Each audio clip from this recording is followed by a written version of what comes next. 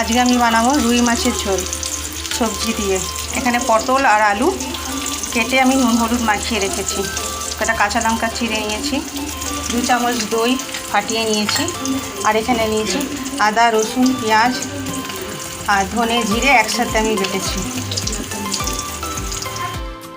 মাছ ভাজা হয়ে গেছে আমার, তেল গরম হয়ে গেছে। এবার এর মধ্যে আমি কালো জিরে দেবো,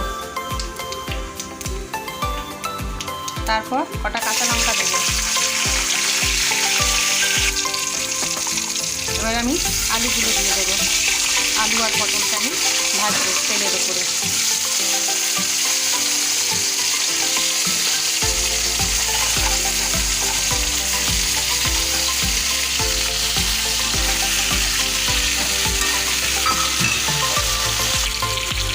আমার ভাজা হয়ে গেছে আলু পটল। এবার আমি এর উপরে মশলাগুলো দেবো এক এক করে। বাটা মশলাটা আমি দিয়ে দেবো।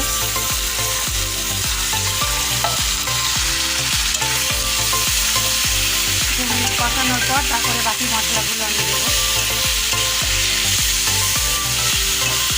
এখন আমি লবণটা দেবো, স্বাদ অনুযায়ী লবণ দেবো।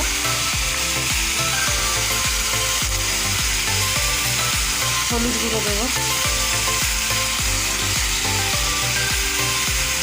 লঙ্কা গুঁড়ো 1 চামচ 1.5 চামচ,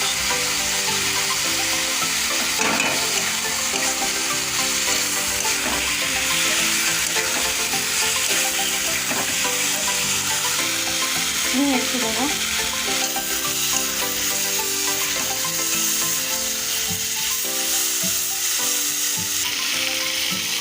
মশলা আমার কষানো হয়ে গেছে। এবার আমি ফাটানো দইটা দেবো।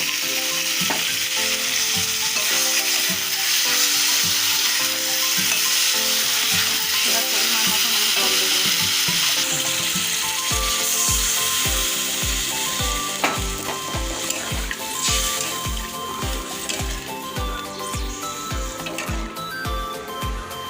পাঁচ 7 মিনিট আমি সেদ্ধ করে নেব সবজিগুলো, তারপরে মাছটা দেবো।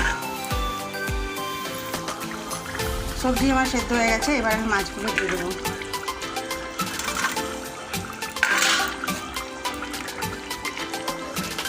এর উপর দিয়ে গরম মশলা দিয়ে আমি নামিয়ে নেবো 2 মিনিট পর। 2 মিনিট হয়ে গেছে। এবার আমি উপর দিয়ে ভাজা গরম মশলাটা দিয়ে দেবো। এবার আমি নামিয়ে নেব। মাছের ঝোল আমার রেডি। সবজি দিয়ে মাছের ঝোল, পটল আলু দিয়ে মাছের ঝোল, রুই মাছের ঝোল। ভিডিওটি ভালো লাগলে লাইক করে দেবে।